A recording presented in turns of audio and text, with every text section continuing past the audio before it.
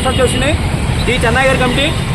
ఈరోజు ఆంధ్రప్రదేశ్లో ఎన్డీఏ కూటమి మరి చంద్రబాబు నాయుడు ప్రభుత్వం ఏర్పడి కొద్ది రోజులు కూడా గడవకముందే మరి చంద్రబాబు నాయుడు గారు మరి కుప్పం బహిరంగ సభలో వర్గీకరణ అంశాన్ని పైకి లేవనెత్తుకు రావడం జరిగింది. ఆ లేవనెత్తడం ఎలాగంటే జిల్లాల వారీగా వర్గీకరణ చేస్తానని, బాధితులందరూ కూడా మరి చంద్రబాబు నాయుడు ప్రభుత్వానికి అండగా ఉన్నారని, నా ప్రభుత్వానికి అండగా ఉన్నారు కాబట్టి నేను వర్గీకరణ చేస్తానని, జిల్లాల వారీగా చేస్తానని కుప్పం సభలో ఆయన వ్యాఖ్యలు చేయడం జరిగింది. చంద్రబాబు నాయుడు గారి ప్రభుత్వానికి ఒకటే చెప్తున్నాం, గతంలో చంద్రబాబు నాయుడు గారి టైంలో సుప్రీంకోర్టులో కేసు కొట్టేసిన సంగతి చంద్రబాబు నాయుడు గారికి తెలుసు. వర్గీకరణ చెల్లుబాటు అవదని సుప్రీంకోర్టులో గతంలో కేసు కొట్టేసింది. మరి తర్వాత వచ్చిన ప్రభుత్వాలు ఏ ప్రభుత్వం కూడా వర్గీకరణ విషయాలు జోలికి వెళ్లకుండా మరి ప్రభుత్వాలు నడుస్తూ ఉన్నాయి.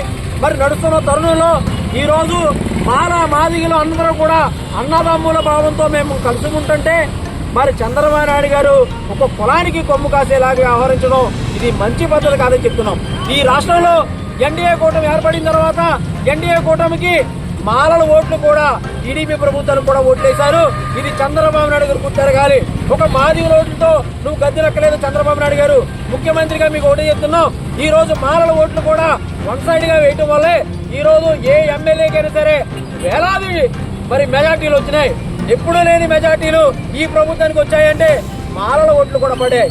గత ప్రభుత్వంలో మరి జగన్మోహన్ రెడ్డి గారి ప్రభుత్వంలో దళితులు పక్కన పెట్టిన పరిస్థితుల్లో ఆ ఓటు బ్యాంకింగ్ అంతా కూడా చంద్రబాబు నాయుడు ప్రభుత్వానికి పడి మరి చంద్రబాబు నాయుడు గారు మాల ఓట్లు అవసరం లేనట్టు, మాలనే అవసరం లేనట్టు మరి నువ్వు వర్గీకరణ చేస్తానని హామీ ఇవ్వటం మరి ఎంతవరకు సమాజం సమాజంలో మరి అందరూ కూడా అన్ని కులాలు కూడా ఓట్లేస్తేనే మీరు గద్దెనెక్కారు.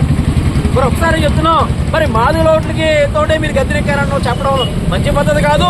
ఒక్కసారి ముఖ్యమంత్రి చంద్రబాబు నాయుడు గారికి మాల మహానాడు తరఫున ఒకటి అడుగుతున్నాం, గతంలో చంద్రబాబు నాయుడు గారు వర్గీకరణ చేయడం వల్లే కొన్ని సంవత్సరాలు మాలలందరూ కూడా మిమ్మల్ని వ్యతిరేకించారు. మరి ఈసారి మిమ్మల్ని నమ్మి ఓట్లేశారు. మళ్ళీ మీరు వర్గీకరణ భూతాన్ని ఎందుకు తీసుకొస్తున్నారు? మీరు పరిపాలన ఎలా చేయాలి? దళితుల్ని ఏ రకంగా ఆర్థిక పరిపుష్టి ఏ రకంగా ఉండాలి? దళితులు ఏ రకంగా పథకాలు పెడితే దళితులు ఏ రకంగా అభివృద్ధి చెందుతారు? వీటిపై మనసు పెట్టాలి. పవన్ కళ్యాణ్ గారికి కూడా ఒక మాట చెప్తున్నాం, గతంలో నేను పవన్ కళ్యాణ్ గారిని మాట్లాడి 20 నిమిషాల్లో విజయభేవరంలో నేను మాట్లాడాను పవన్ కళ్యాణ్ గారితో. వర్గీకరణ విషయాన్ని పక్కన పెట్టి దళితుల ఆర్థిక పరిపుష్టి మీద మీరు మనసు పెట్టాలని పవన్ కళ్యాణ్ గారికి నేను వినతి పత్రం కూడా ఇవ్వడం జరిగింది. మరి ఒకటే చెప్తున్నాం, చంద్రబాబు నాయుడు గారు ఈ వర్గీకరణ పోతాన్ని పక్కన పెట్టి దళితుల ఆర్థిక అభివృద్ధిని ముందు తీసుకెళ్లాలని నేను మనస్ఫూర్తిగా కోరుకున్నాం.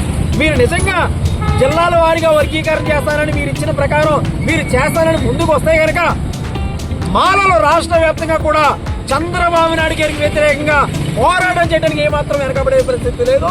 చంద్రబాబు నాయుడు గారు ఒకటే చెప్తున్నాం, టీడీపీలో ఉన్న మాలలందరూ కూడా బయటకు వస్తారు. ఈరోజు టీడీపీలో ఉన్న మాలలందరూ కూడా బయటకు రావాలి, వచ్చి ఈ వర్గీకరణ పోతాన్ని మరి తరిమి కొట్టాలి. వర్గీకరణ విషయాన్ని పక్కన పెట్టకపోతే మాత్రం చంద్రబాబు నాయుడు గారికి గతంలో ఏ రకంగా మాలలందరూ వ్యతిరేకంగా చేశారో ఈ ప్రభుత్వంలో కూడా మీకు వ్యతిరేకంగా చేయడానికి సిద్ధంగా ఉన్నాం. మానవ తరఫున పూర్తిగా వ్యతిరేకంగా చేస్తాం. ఈ రోజు మా జాతీయ అధ్యక్షుడు చెన్నై గారు కూడా రాష్ట్ర వ్యాప్తంగా కార్యక్రమాలు చేయాలని మరి పిలుపునడం జరిగింది. పిలుపులో భాగంగా భీమవరంలో మా జిల్లా అధ్యక్షులు నేతల సువర్ణరాజు గారి ఆధ్వర్యంలో ఈ కార్యక్రమం చేపట్టడం జరిగింది. ఈ కార్యక్రమం మేము శాంతియుతంగానే చేస్తున్నాం.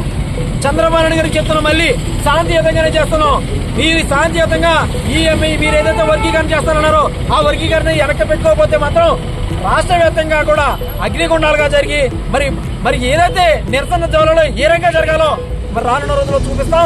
మరి ఇప్పటికైనా సరే చంద్రబాబు నాయుడు గారి ఈ కార్యక్రమాన్ని మీరు ఈ వర్గీకరణ పోతాను ఆఫ్ చేసుకోవాలని, లేదంటే రానున్న రోజుల్లో భారీ స్థాయిలో కార్యక్రమం చేయడానికి కూడా సిద్ధంగా ఉన్నామని చెప్పి తెలియజేస్తూ ఈ రోజు ఈ వినతి పత్రాన్ని, ఎందుకంటే ప్రభుత్వంలో ఉన్న మరి ఎమ్మెల్యేలందరూ కూడా మీ ప్రభుత్వ నాయకులే, మీ ప్రభుత్వం సంబంధించిన ఎమ్మెల్యేలు ఉన్నారు కాబట్టి ఈ వినతి పత్రాన్ని డాక్టర్ బాబాసాహెబ్ అంబేద్కర్ కి మేము పోతున్నాం ఈ రోజు. ఎందుకంటే రాజ్యాంగాన్ని రక్షించాలి, డెమోక్రసీని రక్షించాలని చెప్పి అనుకుంటాం. ఏ ప్రభుత్వం మారినా